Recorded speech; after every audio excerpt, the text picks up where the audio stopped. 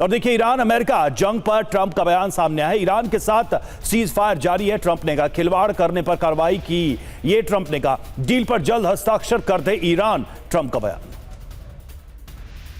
तो एक तरफ बातचीत की तैयारी और दूसरी ओर अमेरिकी सेना की ईरान को धमकी। अमेरिकी सेना की तरफ से ईरान को धमकी दी गई है। अमेरिकी सेनाएं मिशन के लिए तैयार हैं, ये बताया गया है। और मिडिल ईस्ट में उड़ान भर रहे हैं अमेरिकी फाइटर जेट, जिसकी तस्वीर आपको दिखाते हैं। एक तरफ 3 और युद्धपोतों की तैनाती की गई है। ट्रक्सटन की भी तैनाती यहां पर की गई है। वहीं ये देखिए तस्वीरें जहां अमेरिकी फाइटर जेट उड़ान भरते हुए नजर आ रहे हैं। चेतावनी दी गई।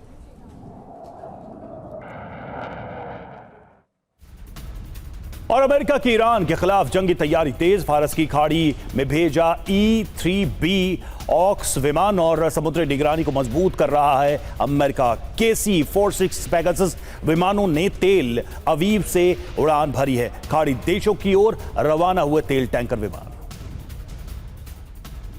स्ट्रेट ऑफ हॉर्मुज के पास अमेरिका का बड़ा एक्शन भी नजर आया, जब ईरानी तेल टैंकर को अमेरिका ने ध्वस्त किया है। USS अब्राहम लिंकन से सुपर हॉर्नेट का एक्शन दिखाई दिया। दरअसल USS अब्राहम लिंकन से उड़े सुपर हॉर्नेट ने एक्शन लिया। नाकाबंदी तोड़ने की कोशिश कर रहा था टैंकर। 20 मिलीमीटर गन से टैंकर के रडार को टारगेट किया।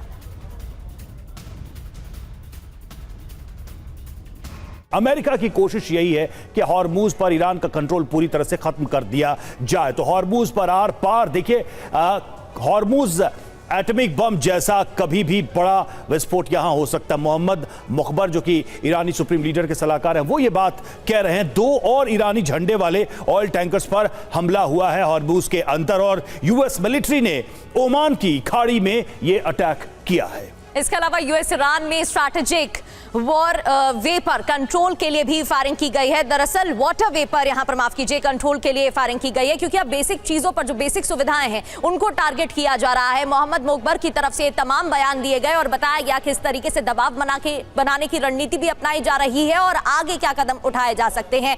ईरान को ट्रंप की बहुत बड़ी चेतावनी। इस बीच समझौता नहीं किया तो पछताएगा ईरान, ये डोनाल्ड ट्रंप की तरफ से कहा गया। समझौता नहीं हुआ तो फिर ईरान की मुश्किलें बढ़ सकती हैं। ईरान के पास कभी भी नहीं होगा परमाणु हथियार। अपने बयान पर अडिग नजर आ रहे हैं अमेरिकी राष्ट्रपति। ईरान को समझौते की ज्यादा जरूरत है।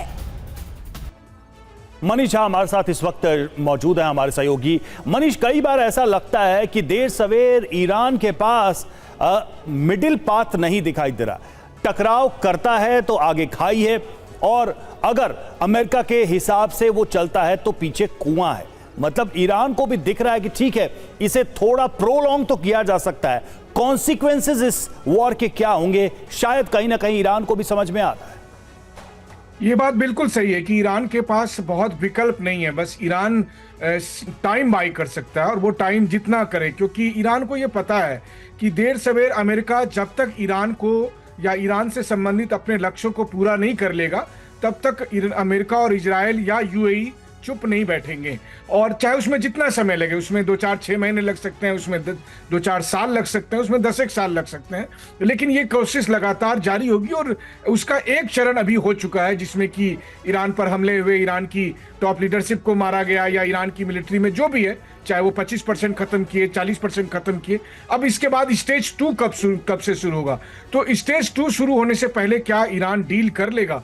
हालांकि मुझे संदेह है कि आखिर में ये युद्ध ही करना पड़ेगा, ये डील नहीं हो पाएगी। भले ही प्रेसिडेंट ट्रंप ये कहते हैं कि वो चाहते हैं डील करना, और वो अमेरिका से ज़्यादा डील करना चाहते हैं, ईरान के संदर्भ में वो कह रहे थे, लेकिन मुझे लगता है कि आखिर में बात बनेगी नहीं, डील साइन होगा नहीं, क्योंकि आज की तारीख में IRGC और ईरानियन लीडरशिप को ये बात बखूबी पता है कि अमेरिका ईमानदार नहीं है। वो डील के बहाने ही सही एक बार और एक बात तो और भी है ना मनीष, कि अगर दोनों पक्ष डील साइन भी कर लेते हैं तो क्या उस डील को रिस्पेक्ट करेंगे, ये बहुत बड़ा सवाल है।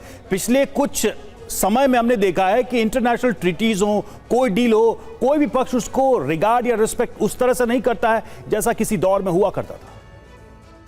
देखिए, ये बात सही है, और लेकिन देखिए इनका मकसद क्या है इस डील में। एक खास बात है कि इनकी पहली शर्त है कि 400 kg जो संवर्धित यूरेनियम है उसको ईरान से बाहर निकालना होगा। तो अभी फिलहाल अमेरिका का मकसद है कि पहले यूरेनियम बाहर निकालो, फिर दूसरी बार लड़ने हम आ जाएंगे। कहां भागे जा रहे हैं? तो इस बात को ईरान समझ रहा है, इसीलिए ईरान ट्रस्ट नहीं कर रहा। ऐसा नहीं है कि ईरान अगर ये 400 kg यूरेनियम दे देगा तो शांति बहाल हो जाएगी, वो कभी शांति बहाल नहीं होने वाली है। बिल्कुल, और ऐसा भी लग रहा है कि समय बाय करने की कोशिश यहाँ पर की जा रही है, जिससे कि और सोच समझकर निर्णय लिया जा सके।